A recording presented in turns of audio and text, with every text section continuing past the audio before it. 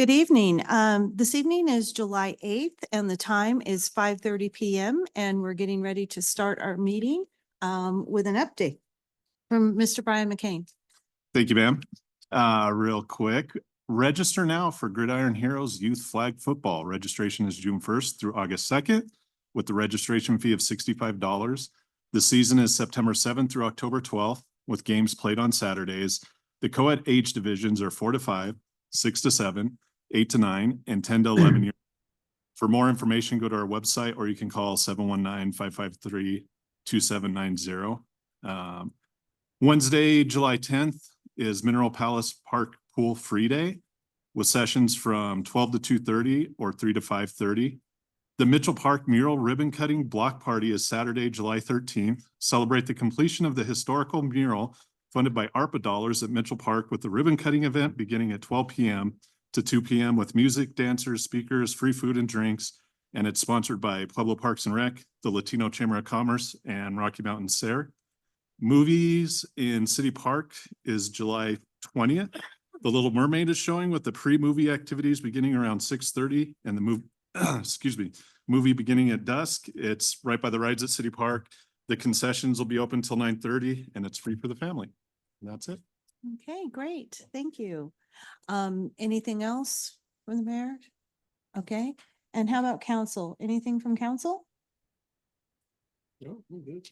All righty. Well, then we'll move on to our first guest, which is Mr. Gil Romero, our lobbyist. Even though they're not in session at the Capitol, he's keeping us updated as things that have, progressed since session closed. Good evening, Mr. Romero. Good evening, Madam Chair. Thank you for the time. We'll probably give you a little bit of time back. It's been fairly quiet. It's nice to see all of you this evening, Mayor Graham, President Aliff, and members of council. And I assume the newest member of council, Councilor Boston, is there. We want to welcome you, and we hope to get to meet you and find out some things about your district that you would like us to follow when the legislative session begins. But also we're going to stay pretty busy this summer. Just wanted to let you know that although the legislature is not in session, there are a number of interim committees that are meeting. The Capital Development Committee, which, as you know, does a lot of the capital construction and a number of buildings that for CSU and any other state building, and some construction at the Institute of Mental Health are part of that capital development discussion. That their meeting is on July 16th. If there's anything that involves Pueblo, we'll report out to you on that. On July 18th, Wildfire Matters Review Committee will be reporting. Obviously, with the Beulah fire, there may be some issues that we'll report out on that committee on the 18th. Then on the 22nd, treatment of persons with behavioral health disorders in the criminal and juvenile justice systems will meet. And again, if there's anything to report out on that committee, we'll send that to you. And then finally, July 23rd, the Transportation Legislative Review Committee will meet. And additionally, the Sales and Use Tax Simplification Task Force will meet on the 24th. So there is some activity at the Capitol. As I said, if there's anything that we see that has impact in Southern Colorado, the Water Committee is also meeting. There may be some things out in the Arkansas Valley that we may want to report out to you. The two things that we wanted to talk to you tonight about are, one, since we last met, the state had its quarterly revenue forecast. Just to report in brief, it looks like next year it's going to be a pretty flat revenue forecast in terms of new things.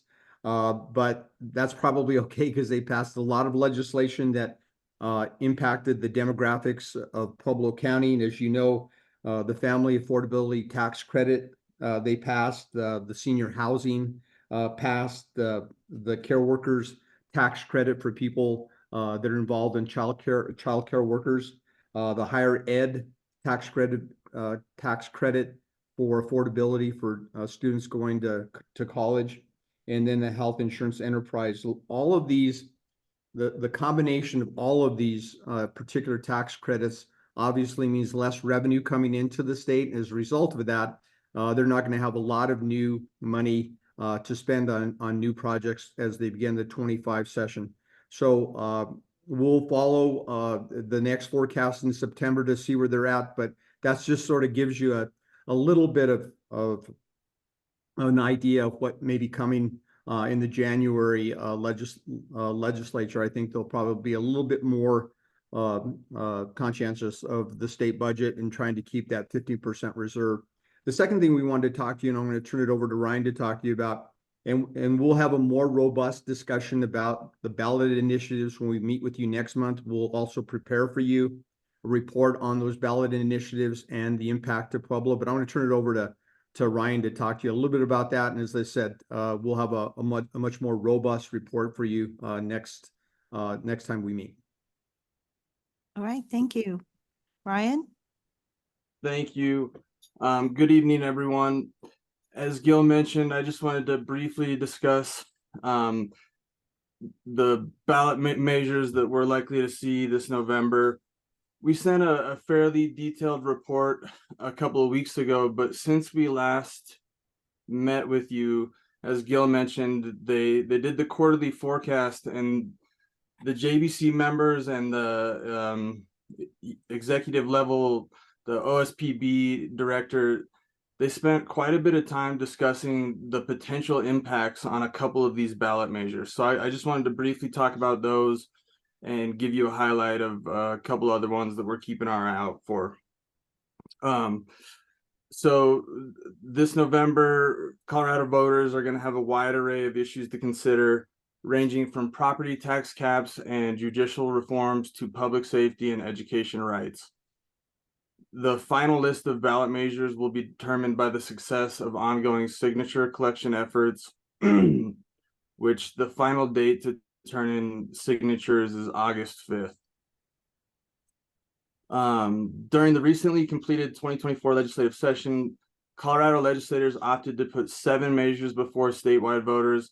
Additionally, the Colorado Secretary of State's office has confirmed that so far 2 citizen-initiated measures already have enough signatures to make the ballot. That's Initiative 89 and 50. And as you all know, campaigns are currently collecting signatures on 15 to 25 other potential initiatives. So again, the 2 that we wanted to highlight tonight are Initiative 50, which caps the annual increases in property tax revenues at 4%, and Initiative 108, which reduces residential tax assessment rates from 7.15 to 5.7, and non-residential rates from 29 to 24%. And the reason we wanted to highlight these is because of the potential impact it could have on the state budget, thereby impacting local governments such as the city of Pueblo. So I'm just going to grab a few quotes. The OSPB director, Mark Ferrandino, said at the forecast on June 20th, if either or both of these potential voter-approved property tax cuts are passed in November, it could force the general fund to compensate local governments for lost revenue. This could require between $2.25 and $3 billion be taken from the general fund to pay for property tax cuts. To give that figure context, the Human Services General Fund budget is $1.3 billion. So it's potentially twice as big as the entire Human Services budget. OSPB Director Ferrandino also informed the Property Tax Commission a few weeks ago that Colorado might face significant financial challenges, including the return of K-12 school funding shortfall, potential $800 million in cuts to higher education, and up to $500 million reduction in local highway funding. Additionally, there could be layoffs in state judiciary. Medicaid providers, instead of receiving the necessary reimbursement rates to increases to keep clinics open, would risk closures and further consolidation, especially in rural areas. So we're not mentioning this to scare anyone. That's actually a quote that a few of the JBC members said as well. This is a worst case scenario, but we wanted to make you aware of it so that you can, inform your constituents that Initiative 50 and Initiative 108. It looks like a tax cut on the surface, but it could have potential impacts to what you all do at the local government level. So there's a handful of other measures. I think you know, we'll send you this on paper so it's easier to educate on all these different initiatives, as well as the state blue book should be coming out soon. But I would encourage anybody to please reach out if you have any questions, if you'd like more information. Any of the potential initiatives, they will do a full briefing on the state website, so we can get all that information. And the main thing we're keeping our eye out for is which ones are gonna get the correct amount of signatures by August 5th. So a couple days after August 5th, we'll have a much better idea on what exactly is going to be on the ballot. And with that, I'd welcome any questions. Thank you. Okay. Any questions from council at this time? All right. I have a question. Okay, Mr. Latino. I just can't figure out, having been an educator myself, what is the state legislature thinking In in terms of funding and budget for education? And in particular, it affects this community more than it affects other communities. Well, you know, I think this year, you know, the commitment was to fully fund K-12, which they did, Councilor Latino. The problem with it is that at the same time they did that, and it was a very, you know, it's something that they've talked about for years, fully funding K-12. But at the same time, other legislators had other priorities, and a number of those priorities cost money or reduce the amount of revenue coming into the state. And so now they're left with, you know, obviously the celebration of fully funding K-12, but if these ballot measures move forward, they will have no. I mean, I think there will be no. I mean, they will have to make cuts into the state budget that will retreat from that full funding for K-12. So, you know, that's why we're trying to get you as much information on these ballot initiatives, because it will impact Pueblo, and it will impact the demographics of the constituency that you all represent, in terms of some of the things that City Council really fought hard for in terms of tax credits, but also the funding for higher education could be in jeopardy. So you ask what they're thinking. It's hard to say. I mean, because they all think they're doing the right thing in terms of moving forward with public policy, but at times it conflicts. Maybe they need to add more taxes to marijuana and all this stuff that's going on, instead of, and try to help the education instead of worrying about marijuana. Thank you. Thank you, Councilor. Okay, anyone else? Mr. Romero, or gentlemen, altogether, because I don't know who would have this count, but how many bills passed that affected local control? That is a really hard question, because a number of bills, even though obviously that was not their main, main thrust and main purpose, there were a number of bills. But we could certainly, we could look at the bills and generate for you a little report that I know that is a huge concern to all of you, but I know that that's a concern for you, Madam Chair. We can probably get that for you. I would probably say there were, maybe Ryan or Alec will correct me, but I would say probably a couple of dozen or more bills that directly impacted local control.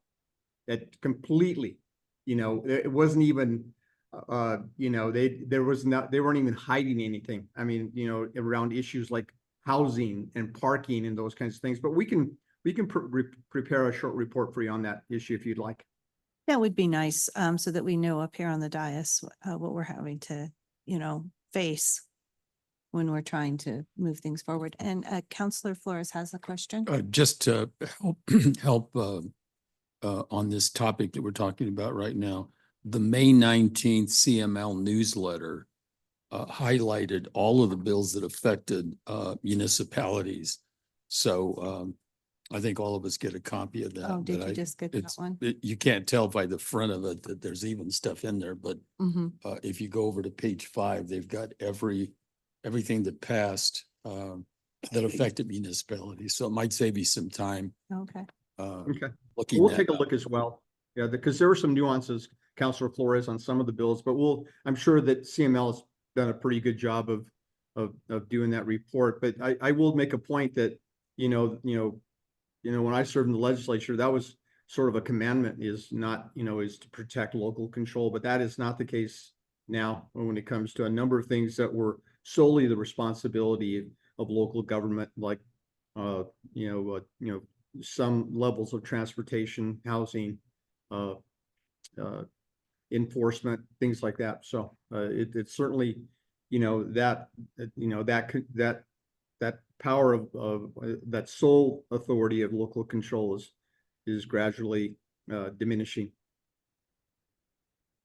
Yes, the 2024 November election can actually make some changes up at the Capitol this year by really knowing who you're going to vote for, and whether you like what that representatives has currently done for us or whether you're looking for something different. November is a very important month to put those changes in place and make that happen. And so I put that out to the people and the citizens of this community to really pay attention as to who you're voting for, because we're not going to see change unless we make it through the ballot box. Okay, is that? Thank you, Madam Chair. Yes. Okay, thank you, gentlemen, and look forward to seeing you next time. All right, thank you. Have a good Bye-bye. evening. You too. Thank you.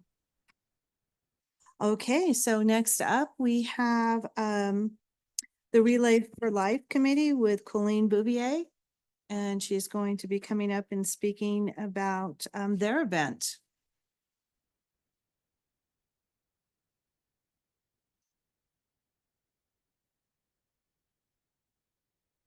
Yes, come in here to the dais, and then you turn on the mic there on the panel.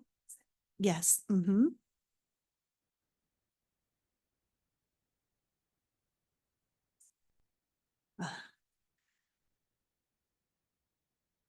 Welcome, Colleen. Are we good? Yeah, my sister, she was a coordinator out in California in her community for Relay for Life. So Awesome. I'm pretty familiar with the program. So it's been Well, nice good. for you to come here tonight and talk to, let the community know what it's about. Well, thank you for having us, and thank you, Mr. Flores, for inviting us. I appreciate that very much. I am here to talk to you this evening about an event that has been in our town for quite some time. And we've raised $2.1 million over the years here in Pueblo, which is pretty amazing for the size of our community. And that is the American Cancer Society Relay for Life, as you said. And so that's what I'm here to speak to you about tonight. If I said the word cancer and asked you to think of the first thing that comes to your mind, for most of us, it would be a name of a loved one or friend that was told you have cancer. Relay for Life represents the hope that those lost to cancer will never be forgotten, those who face cancer will be supported, and those that have beat the disease can be celebrated. And the ultimate goal is that one day the words "you have cancer" will be eliminated from our vocabulary. So my goal here tonight is to tell you more about what Relay for Life is, give you the details about this year's event, and in the end, I hope you will join us and help us raise money for this cause. But before I go any further, let me ease your mind and let you know that it is not a running relay. We don't run, but we do walk, and we do use batons as a team to keep on the track at all times during the evening. And we just want to show cancer that we will win the race for a cure.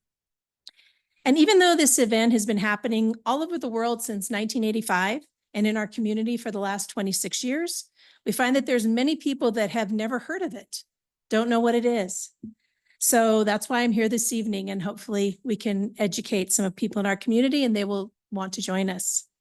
I myself had no idea what it was until 2011, when I was invited to the event to go with a friend who was a cancer survivor. I had no idea what to expect. I expected to see people running a race. And it ended up being an evening like no other. It is hard to put into words all the feelings and emotions associated with it. But what I can say is that it was life-changing for me. And because of the attendance that evening, I've been hooked ever since. This year's Pueblo Relay for Life will be on Saturday, September 14th, beginning at 4 o'clock with team setup and concluding at 9 o'clock with our Luminaria ceremony. It will take place at the amazing Runyon Sports Complex for the second year in a row. Each year, we kick off our season, by asking our participants to go to the PuebloRelayForLife.org/PuebloCO website and create their team. For family members, their work groups, combinations of people, that anybody that wants to help raise money for ACS. Before the event, these teams do extensive fundraising to help us reach our goal, which this year is $70,000, and we're almost halfway there. Anyone can go to the relayforlife.org website and make a donation to our event. Register as a survivor or start a team. We have monthly team meetings to answer questions and prepare our participants for the event. Our second meeting will be on Wednesday, July 17th at 5:30. Once you register, I will be in contact with you to give you more details. On the day of the event, here's the things that you can look forward to. We focus on 3 words: celebrate, remember, and fight back. Our event begins with an opening ceremony, which is where we celebrate our survivors and their caregivers. We work with all the cancer centers in town each year to get as many survivors signed up as possible. At the event, they have a chance to share their number of years that they have been in survivorship, the number of years or months that they've been fighting the disease. They then will follow Jessica Smith, this year's honored survivor, to make a celebratory first lap. We then have their caregivers join them so that they too are celebrated for their love and their dedication. After that, they kick off the walking, as always they do. They kick off the event. We take a picture of them, which we put out every year following that, and then we treat them and their caregivers to dinner. If you attend the event, you will see our participant teams dressed up to support this year's theme, which is hats off to relayers. We encourage everyone to visit all the different team tents when they are there, because our teams will be having fundraisers and activities to do throughout the evening. We will have other contests, line dancing, and much more that will be announced throughout the night.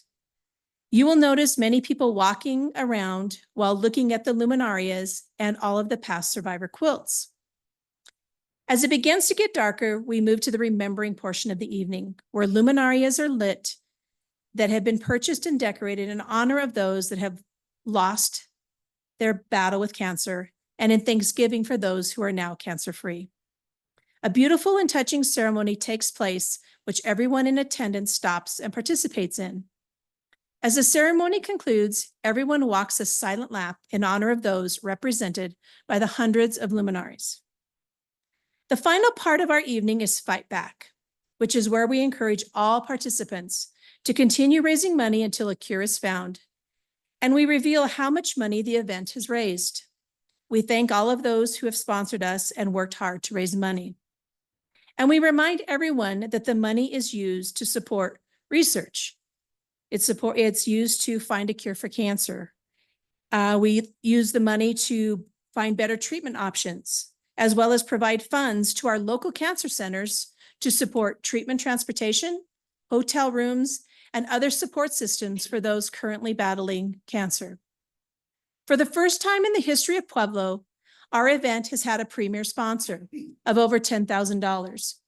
Coach Jeff King and the County Hornet hockey team hosted a hockey game in December focused on raising money for our Pueblo Relay for Life event, and we are so appreciative. As I conclude, I want to again remind you that you can register and/or donate by visiting relayforlife.org/PuebloCO website. And you can contact me at relayforlifepueblo@yahoo.com with any questions that you might have. We value all our donors and their generosity. And I know that a donation from City Council is on your regular agenda tonight. and I hope you will consider a yes vote.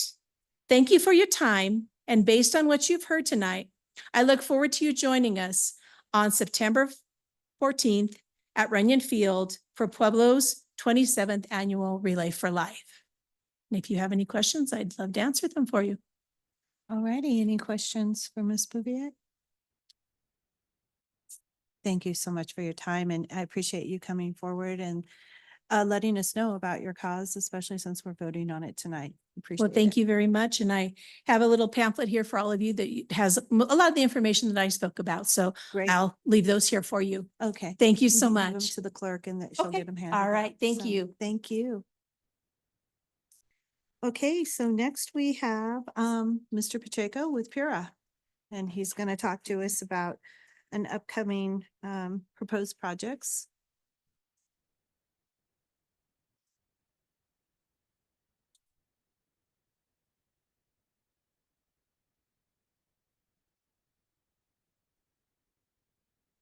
Good evening, Madam Chair, Honorable Mayor, rest of City Council. This evening, we're going to be talking, or at least I'm going to be talking about two prospective project areas. But regarding the first project area with the Colorado Smelter area, that's what we're calling it. We wanted to have a few words from one of the residents in the area that's been working with us to arrive at this recommended plan. And with that, I'll turn it over to Pam Copeland. Good evening, Mayor Graham, City Council. Thank you for allowing me to speak this evening. As Jerry said, my name is Pam Kochman. My husband and I live in the house that he was born and raised in Beaujon Town. I am here this evening to ask City Council to support the Colorado Smelter Urban Renewal Area. Volunteers from Bessemer, The Grove, and Beaujon Town have been working diligently for a long time through our organization Begin, the Colorado Smelter Revitalization Plan, the support of City Council, and the support of the Pueblo Department of Public Health and Foundation to make sure that our neighborhoods would be better on the other side of the Colorado Smelter cleanup. Through our revitalization efforts, a lot has been accomplished and much is still going on. The question, though, that we have struggled with is how to revitalize the commercial areas in our neighborhoods, especially along Northern Avenue and East Northern Avenue. Pura has the experience, staff, and funds to accomplish what we cannot, the revitalization of these commercial areas, which have been in decline for many, many years.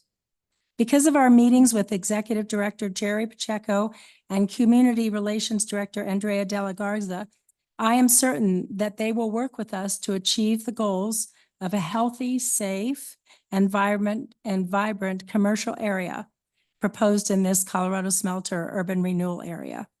Thank you so much for your time. All right. Yep. Thank you, Pam. Yep.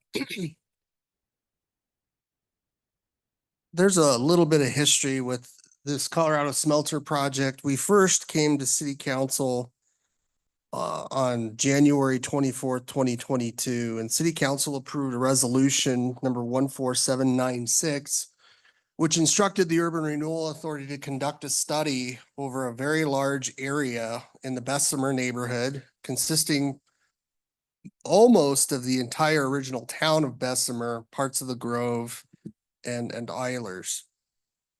We were asked to get involved in this project by originally the Health Department as part of their work with the EPA on the Colorado Smelter Superfund project. And so EPA with the Health Department and the city worked on several plans and studies and achieved those. And then it came to the question of implementation. And that's when we were asked to be brought in. And then at that time, back in January of 2022, the City Council instructed us to do the work, and we did. We hired outside consultants, Pioneer Development Company and Short Elliott Hendrickson, our engineering consultants, all did the necessary reports and studies to determine that, yes, the area is in fact blighted, and we'll do a presentation on that at some point in the future. There were some original financial estimates. For example, once the area theoretically was revitalized, there'd be an estimated annual TIF revenue of 2.4 million or 65 million over a 25-year period. That is highly unlikely for a variety of reasons. And that initial study fueled a lot of discussion and some soberness with respect to how big of an area is manageable. What would we do in that area? There was some discussion by the previous administration that urban renewal had to have specific projects with specific revenue streams. And that's really not what we were asked to look at. We were asked to look at, could urban renewal intervene? Could the tools that urban renewal brings to bear help with that neighborhood? And that's how we approached the study. The original study is on the left-hand side, and the two maps are not at the same scale.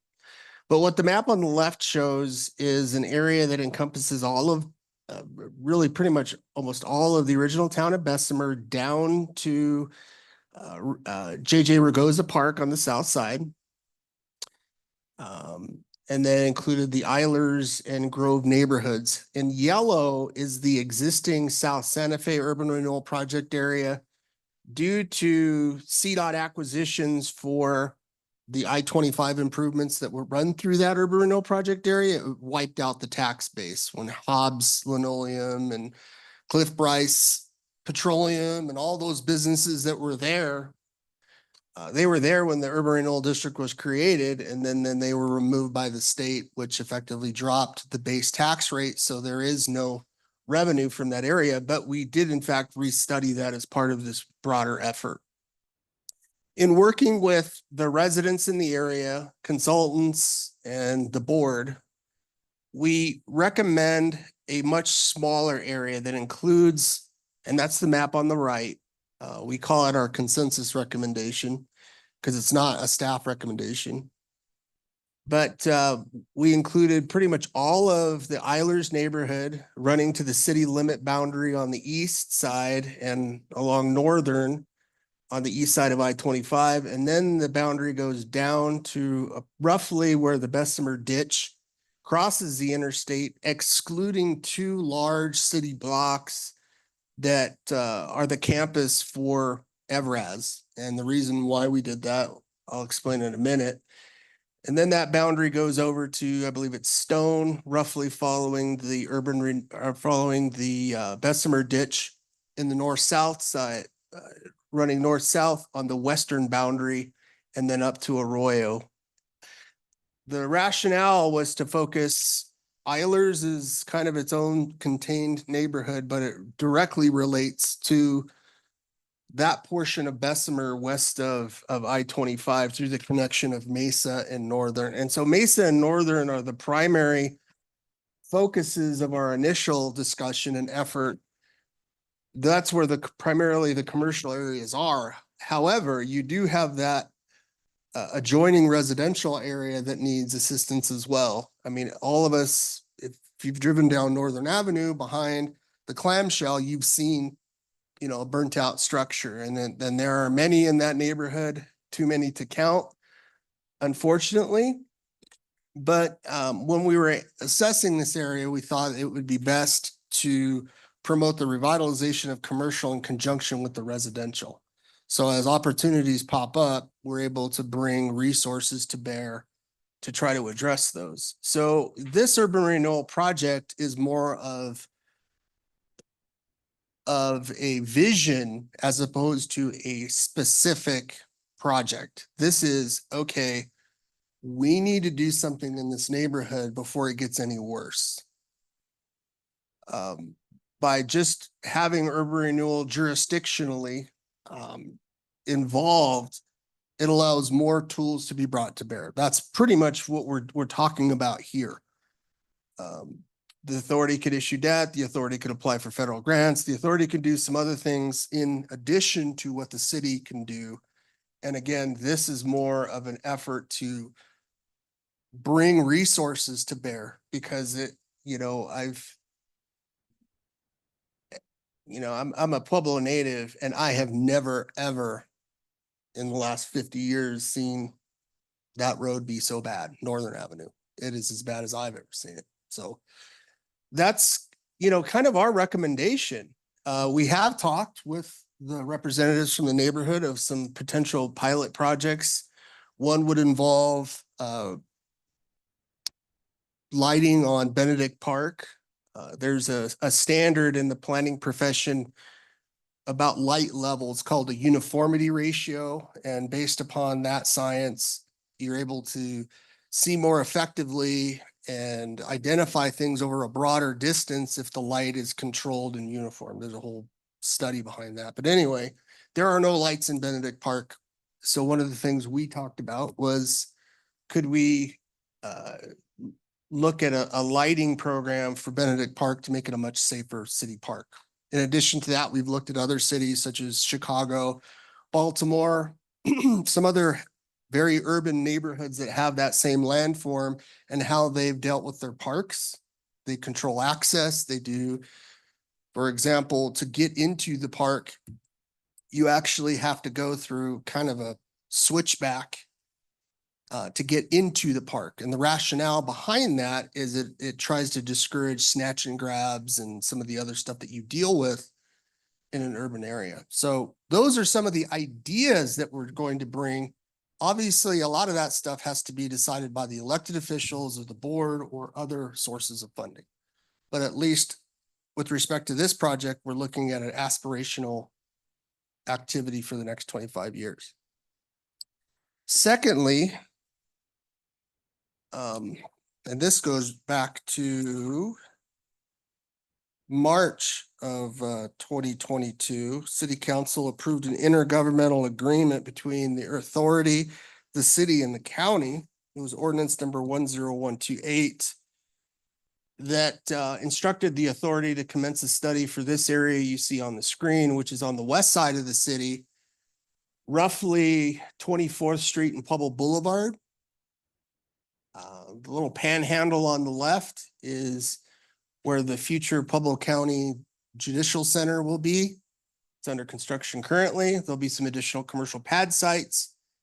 And then there's additional lands for development in that area. The reason why we were asked to participate in this is there's an existing neighborhood in a patchwork pattern or adjoining kind of the south and eastern parts of this. And from an infrastructure standpoint, you have pinch points where you have, for example, a stormwater or a wastewater pipe that's 21, it requires 21 inches, but then it necks down to a 19 or it necks down to a 12 and then opens back up to a 19 or whatever. There are pinch points. And over the years, and I can only speak to 2004, but every time we used to look and review projects over there, we would try to get the existing infrastructure. We try to stretch it as far as we could because we didn't want to saddle the developers, primarily the Park West Business Park, really. Tried not to oversaturate them with offsite improvements. Well, you can only do that so far and for so long. And so we are running into some pinch points in that neighborhood, and potentially the Urban Renewal District could help fund some of those improvements. As I don't know if there's a cover slide or not. Yep. On this slide, it again has the revenue estimate. It does include a sales tax component just for the simple purposes of saying this is what could be forecasted for that area. We are not asking to utilize any sales tax increment.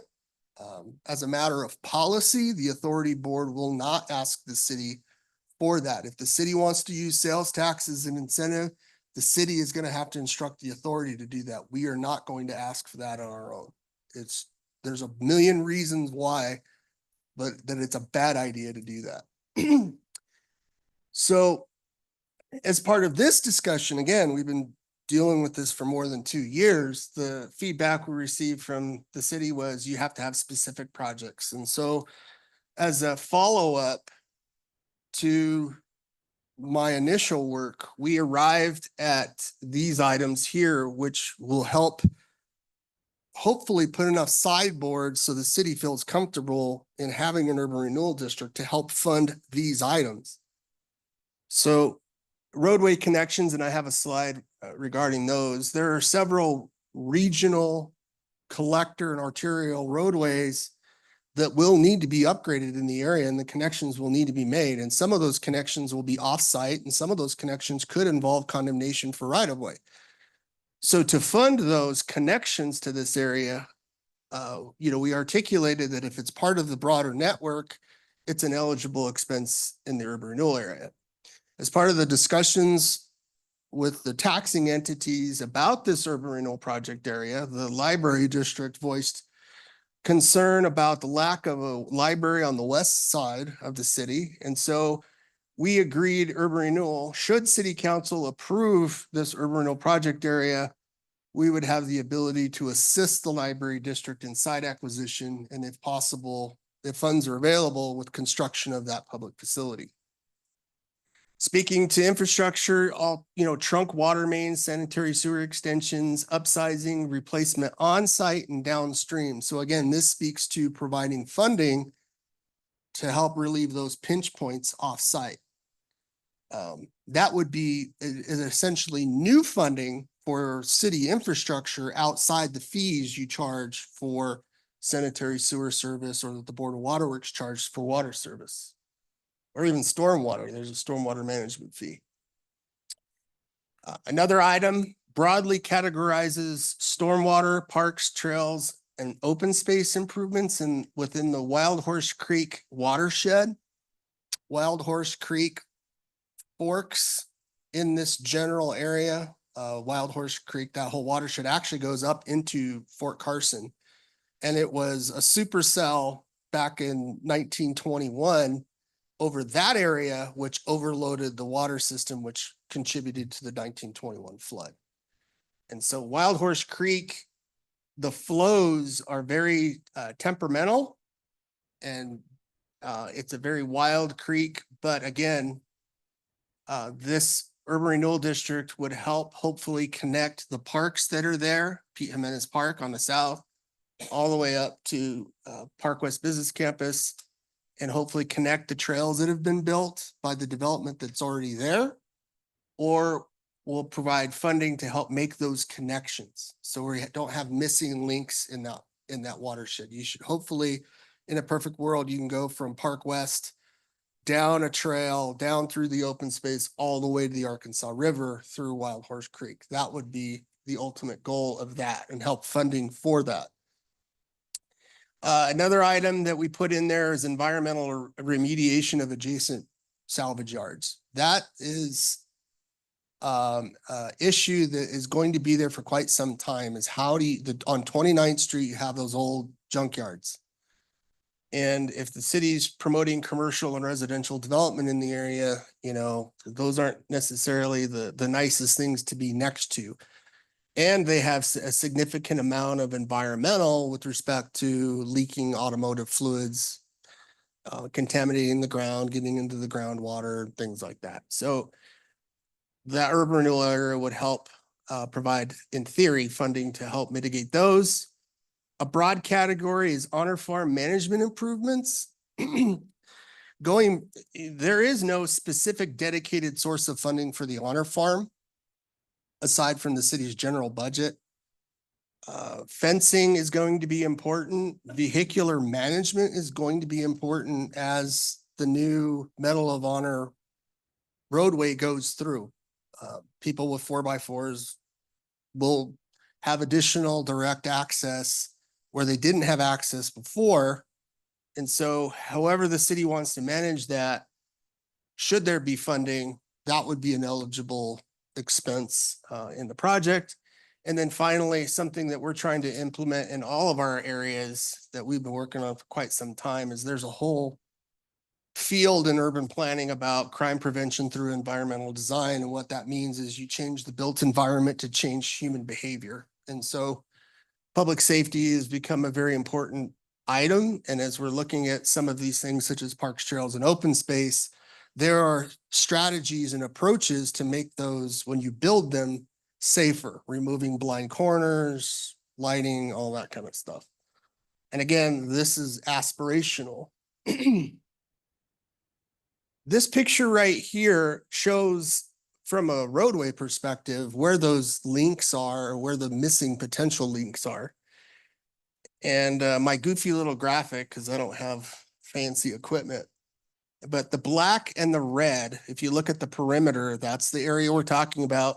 The area in red is the Pikes Peak Place project being performed by NeighborWorks in Southern Colorado. As part of that, I believe they dedicated to the city of fire department site.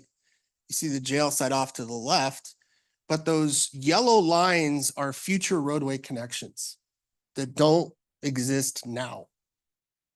And so, Spalding Avenue, which I think the name is actually being changed on that portion, there are missing pieces there. There's a new large commercial roadway to the west of the proposed fire station. Someone's going to have to build that. You've got the Medal of Honor Boulevard. The 31st to 29th Street extension has been on the books for a while. And that's the one at the very, very top. The whole goal was trying to connect 29th Street to Pueblo Boulevard. And Dan sent us to blame for that goofy alignment. But to avoid the junkyard and the environmental issues associated with putting a roadway through an old junkyard. So those are the types of items that would be eligible for the improvements. And as new development is proposed, we would work with those folks to help get some of the improvements made, and some of the other stuff that they might be asked to do, like trail improvements or park improvements. If it's extraordinary, or if it's off-site, or if maybe it's downstream, then maybe urban renewal can participate and help pay for those, or reimburse the developer for making those improvements, which are extraordinary over and above the city's exactions through its subdivision and development regulations. So with that, I'd be happy to answer any questions that you might have, or if you want to speak with the Kochmans, they're here as well. Any Okay. questions from council? Counselor Flores? I wanted to go back to, you touched on it very lightly, the house that is burned out behind Yes. the clamshell. So and I want to specifically talk about that house, but in a more general sense about how urban renewal could help the city in managing that type of mess that's over there.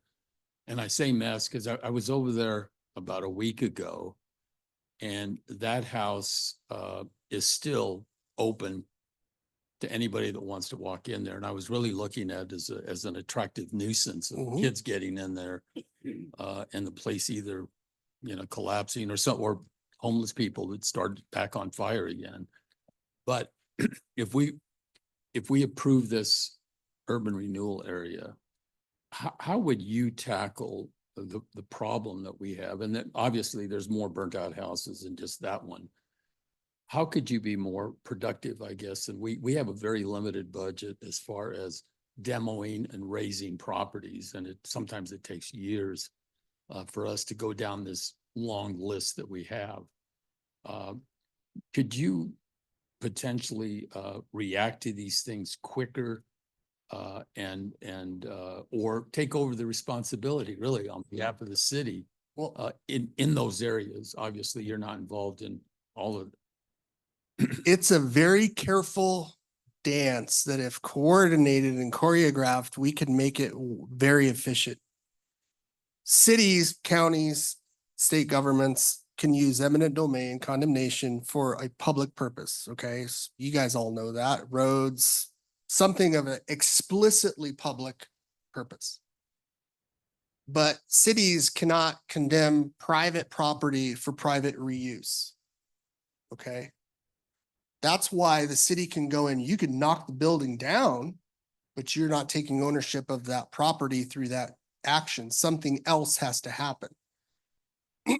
Urban renewal authorities and downtown development authorities in Colorado are the agencies that do have the ability to utilize condemnation to condemn private property for private reuse. And that's where the controversy is, because if abused, you know, and the Oshiato family loves bringing this up. They were the ones that owned the Tivoli Brewery in the Auraria campus area in Denver. And when Denver Urban Renewal Authority went in, they took out the entire neighborhood and took Tivoli away from the Oshiato family. So that was always one of the poster children why urban renewal is a bad thing, because it took a successful business out, and gave it to somebody else.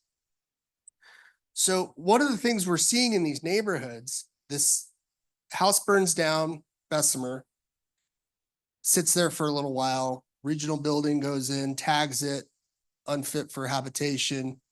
At some point, then they turn it over to the city public works department, and you guys can correct me if I got this process wrong. But then Public Works puts it on their list. Depending on the sources of funding, it's either general fund funding or it's CDBG funding from the city. The city goes in, demolishes it. Well, that property sits there vacant for as long as it takes. What we see is people walk away. They didn't have insurance on it. For whatever reason, they walk away. City's already spent a lot of money demolishing the building. Sometimes the city puts liens on it. In the past, they weren't as on top of it. I think the city is on top of it now, but you put those liens on there, and in some cases, the city can foreclose the lien at a tax sale at a later date. Other times, somebody just buys the treasury deed and sits on it, and it's not a clean title. So they try to develop it, but it's not a clean title. They can't get title insurance on it, so they can't get a bank loan. And so you got all these reasons why these properties are just sitting there. Okay. That's where urban renewal could be brought in to shorten that entire timeline and situation. In a perfect world, what you would have is a house burns down, and if the powers that be know that they didn't have insurance, the person died, so there's always some really weird, goofy thing. If somebody had insurance on it, the insurance takes care of it. It's not a problem. But unfortunately, we have a lot of absentee owners, or for whatever reason, no one fesses up. So a house burns down in Bessemer. We know no one's going to do anything. City authorizes demolition of the home. I'm not talking about money yet. City authorizes demolition of the home. Immediately after, city slaps the lien on the property and instructs the Urban Renewal Authority to initiate its own condemnation, where we actually take title to the property. Urban Renewal then goes in and goes through the legal process to condemn, get, you know, in a perfect world, we'd get 90-day possession, deposit our estimate with the district court, we get 90-day possession. And then the expectation would be that Urban Renewal somehow, some way would facilitate putting a replacement home on that site. That would be a good system. And that would be one where the city and the authority and regional and everybody is in alignment. Right now, we're not in alignment. Right now, we all do our own stuff. We enter to our own boards. We kind of do our own thing. And this work is messy and it's expensive. But if you're going to change a neighborhood, you got to do stuff like this and stick to it. You know, our Mitchell Park project area, which we proposed a few years ago, which we're now starting to initiate and get underway. We had 38 properties in that situation. Either it's burnt out, condemned, or it's a vacant lot. And that's not that big of an area. So this is a much bigger problem. Now, you're going to receive some good news here shortly. We acquired some properties from the city on East 2nd Street, 600 block of East 2nd Street. We're in the process of completing negotiations with a builder of some homes. And then we're going to place 2 duplexes on those lots in that East Side neighborhood. It's going to be roughly a $750,000 investment, but right across the street, 2 addresses down, is a burnt house. So the private sector would never do what we're proposing, right? It doesn't pencil out. Well, our goal is not to make a profit. Our goal is to change the neighborhood, to stabilize the neighborhood. You know, to stabilize property values, because these burnt out houses are drawing the neighborhood down. They're attractive nuisances. And, you know, one burnt house begets another burnt out house, begets another burnt out house, and it's becoming an issue.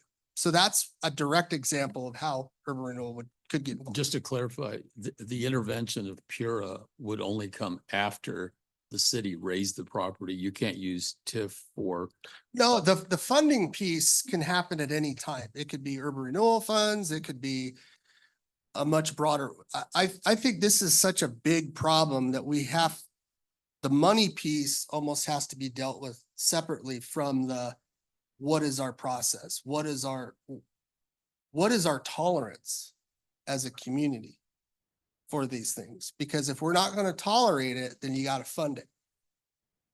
If you're not going to fund it, then you're going to have to live with it. And so that, as the elected officials and your constituents, that's someone needs to figure that out. And so if you're not going to put up with it anymore, then we got to talk about funding and talk about implementation and reporting and all that stuff. But I think we're now at that point where it's become such a big problem citywide that we've got to fix whatever system you've got. Thank you. While we're on the topic, Mhm. so how come we haven't implemented something like that? I mean, you know, we've just grown to have more and more condemnation around town, but yet you have this idea as urban renewal Mhm. to move forward. So and you don't necessarily directly work with us. You also work with our city departments and our mayor. Sure. Have you discussed this in the past and Oh, it's yeah. been turned down or Mhm. it's been turned down? Mhm. What is the factor that maybe the city feels like you're not, That's a very good question. you know? That's a very good question. Mhm, All I know is we propose things all the time, mhm, but we're here as a tool. We're only as effective as the city's direction and the city's policies and the city's goals and objectives. You know, we try to align our work with the city's work. And in absence of the city providing direction or policy, the board has to implement policy and provide direction to us as staff to try to get stuff done. mhm. And as far as the lights in the park for Mhm. the park, how are we going to, because the whole point of urban renewal is to generate more tax revenue for that area to make it productive, correct? No, the And goal of urban eliminate- renewal is city council Mhm. determined an area was blighted. Mhm. The authority's role is to eliminate the blight, Eliminate the using block. whatever tools at our disposal to stabilize and revitalize the neighborhood. Mhm. So it could be raising property values. It could be Well, it has to pay taking for out the itself, entire neighborhood. right? It's got to pay for the improvements itself. Right. Sometimes yes, sometimes no. Mhm. For example, the Auraria Park concept that I talked about where Denver wiped out, I think it was over 20 city blocks. Mhm. The city and county of Denver loaned that money to the authority. And in like the 20th year, the authority paid the city back. Mhm. So again, it is the city wants this done. The authority is the one that is the implementer. Mhm. Mhm. You know, that's just how we are. We are the together. We share the same blood, if you Mhm. will. Mhm. And so, but that's the whole point, is to eliminate the blight. Correct. With that, hopefully generate some tax revenue to at least pay it back through whether it be urban renewal, the city, however, Sure. the funding so would that be a project that we would be interested in waiting out waiting to fund? Because if we're not it's a park with lights, so how are we, where are It's we? just- It's just an idea at It's this an point. Well, that's what I'm asking you, though you're the expert, is that in Right. order to pay it back, okay? Okay, Is that the type of project that we would want to be interested in funding? so I'm trying to understand you. Your question is, if the city's interested in funding it or interested in that project, you don't have to have urban renewal by any stretch of the imagination. You know, No. you can, with the mayor's concurrence, identify a But you're gonna come to the project. table and you're gonna advise us of areas that if we make these improvements, we could at least get them to pay for themselves. We could, That's not necessarily what, well, because we don't have the money, right? We don't have the resources always to do the development I- and I'll invest in give these. you my money spiel, Okay, okay? Having been a city manager and having worked with finance directors for mm-hmm, almost 30 years now, mm-hmm, you are always going to hear you have no money from your finance people. I'm telling you that right now. You are always going to hear that. Okay. There's never enough money in government. Let's just all agree to that. All right. You have $130 million budget. So you have money. It's a question of what you're spending it on. So, and that's what goes to priorities, policies, objectives, implementation strategies. mm-hmm. The last time the city had a strategic plan was before 2015, and we haven't had one since. Mm-hmm. So trying to articulate policies is difficult when you have nothing to point to. Mm-hmm.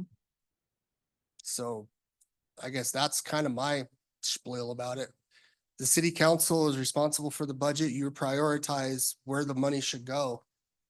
Mm-hmm. You know, living within your means, what are we paying for? What is our priority? And that's as the elected officials. Mhm. Us as bureaucrats, we're here to implement. We're here to give you ideas based on our education, training, whatever, or best practice. Mm-hmm. We're just advisors. We're not final decision makers. No, I understand that. That's why I'm asking you. The question is, what is your advice on these projects that you're proposing? Will they at least help pay for themselves? Sure. Everyone is different. Every project is different. Every project area is different. Mhm. And getting through that process and arriving at a project with the funding is something that will have to be done. I can't Mhm. tell you that it will pay for itself today. It's like the Lake Avenue Urban Renewal District. The reason why we did that one was because we knew a Lowe's was coming in and they had to go through a massive rezoning and all this other stuff, and the neighborhood was mad and da da da da da. So we went through this whole process, and the thought was the tax increment revenue from Lowe's would help with Lake Avenue, and that's exactly what happened. Mhm. Those Okay. improvements on Lake were primarily paid for from that source of funding. Mhm. So Okay. on an implementation side, we're constantly trying to figure out how to get these things achieved because it is taxpayer money. Mhm. Mhm. So what we do has to be for a legitimate public type purpose. Mhm. Yeah, so that's why I'm asking you the question, because lights in the park, okay, what do we have around there that's gonna come in because we put lights in the You- park over improving like a whole street? So, well, I guess I don't quite understand the nexus between, what's to say that the existing grant that the Begin Mhm. neighborhood Mhm. has undertaken has to have a government recipient. Mhm. And for some reason, the city doesn't want to do it, Urban Renewal can do it, or the county Mhm. could do it, or somebody else. Mhm. We're just a tool. Like I said, we could accept federal grants, we can enter into multi-fiscal year obligations without Mhm. collateral, without a COP type situation. I mean, we're just a tool, Mhm. you know. We'll figure out a way to pay for it at some point, but right now, we don't even have jurisdiction, so Mhm. I can't How are give we you an doing- affirmative How are we answer. doing with the 108 million that we're using with the cleanup? Is that getting, are we getting reimbursed?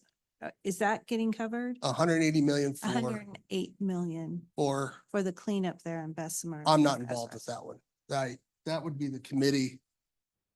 Where I don't know who's receiving the federal dollars or if it's a direct allocation Oh, you're out not of, involved with the super fund? we're not. Oh, okay. All right. Okay, anyone else? Counselor Gomez? Guess there's a better time to announce this than now, Jerry. We're meeting with a group and the handle for it is called DIRT. And this is right down your, what you were talking about at 1310 route is that building. So we've been checking into it, but DIRT stands for demolition. And if you can explain infill and redevelopment task force, can you explain infill real quick? Because I forgot the definition, Jerry. Well, every time a house burns down in a neighborhood, whether you demolish it or not, it's like the teeth. It's like your teeth, right? If you're every time a house is burned down in an old neighborhood, it's losing, it's either lost a tooth or it has a broken tooth that looks like hell because it's burnt out. So that's the kind of the analogy you use. And so infilling that, replacing that is critical to the stability of that neighborhood. So you're infilling new construction in an established neighborhood. So that's where the infill piece comes in. So it's demolition, infill, and redevelopment task force. And basically what we're trying to get done is mission to lay a fast track redevelopment plan to acquire property deeds from the owners of abandoned, vacant, and burned out homes, including homes already slated for demolition. And either raise and build new or redevelop and or abate salvageable homes and have said property occupied from start to finish within 6 months to 1 year. The people that have compiled so far that they're going to meet with us on the 22nd of July is Executive Director Jerry Pacheco, Regional Building Mark Guerrero, County Assessor Frank Beltran, Councilman Brett Boston. Hopefully we can get Jody if we can, Rick, I don't know how it works with quorum, Public Association of Realtors Scott Spoon, Public Realtor Randy Thurston, and Brian Mayer, who'll handle the insurance part of it. So we're meeting on the 22nd and we're going to address this issue. So that's the good news. And we've got a lot to learn, but I think we're gonna have a pretty successful meeting. Dennis, if we can all meet, I don't know how that would work. We just publicly notice it. We can we'll coordinate with the city Well, to have clerk you if participate. if two or more than two city council members there. If we're gonna have more than two urban renewal board members, we'd have to notice it anyway. Just want to give you a heads up. Counselor Latino. Jerry, you've been on the east side with us. We didn't do a elaborate tour, but we did drive around the east side. As you well aware, and you've spoken to it, as Mr. Gomez has in his district, we also have in our district. And what you're doing at the clamshell to rehab that area is great. That building, that home, whatever it was there. We need the same thing on the east side. We've had burned down houses. In fact, I'm putting together a committee. I've got the majority of the committee already picked, some volunteers, and we're going to start to meet in the fall. I don't want to do it in the summertime because of the things that go on in the summertime, but we're going to start putting a very strategic plan together for the east side because I have concerns. We had another fire there this last week, so we need to do some things and that side, as Mr. Gomez's side of town has been overlooked for a lot of years. It's time to start rehabbing and putting some self-assurance and security back in the lives of those people that live in that part of town and in Bessemer. And that's what I'm going to do with the 3.5 years that I have left. So we appreciate your help. We appreciate you taking the time and your staff taking the time to meet with me to go over some things. I really appreciate that. You've been great. And we need to now put together a strategic plan, and I'll be putting the committee together soon. I have the names of those committee members, and we'll start meeting in the fall. Don't want to do that in the summer because of, people need to relax. Okay. So thank you. Thank you. Counselor Boston. So yeah, I don't know exactly how this will be executed, but by the sounds of it, it's going to be great. You're addressing a constituent concern, which is blighted, burnt down houses in areas in the city that are already, at risk.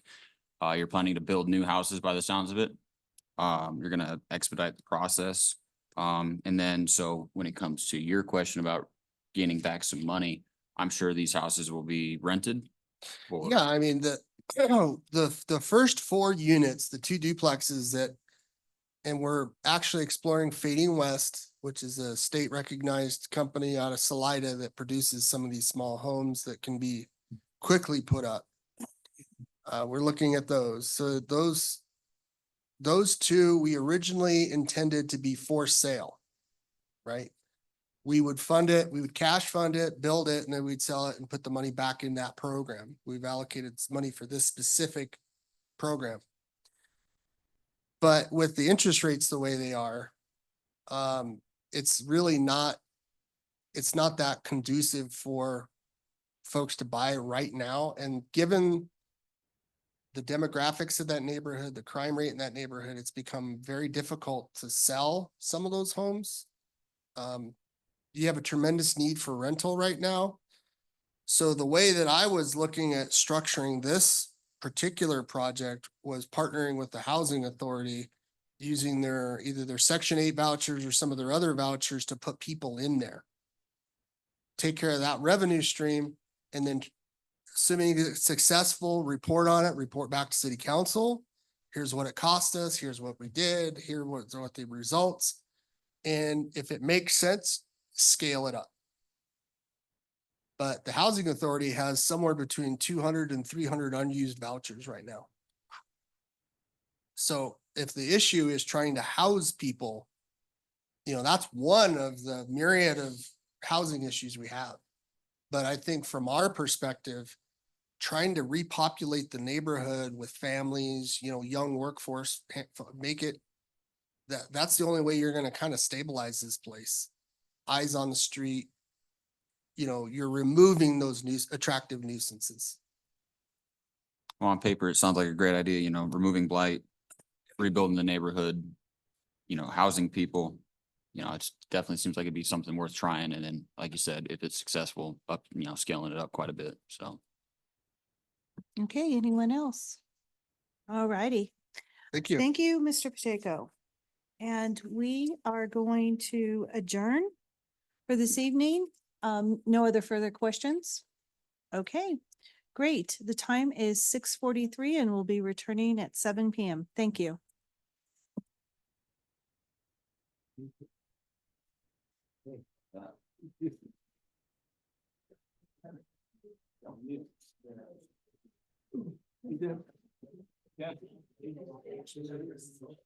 Appreciate it. I still got a lot to learn, man. We're trying.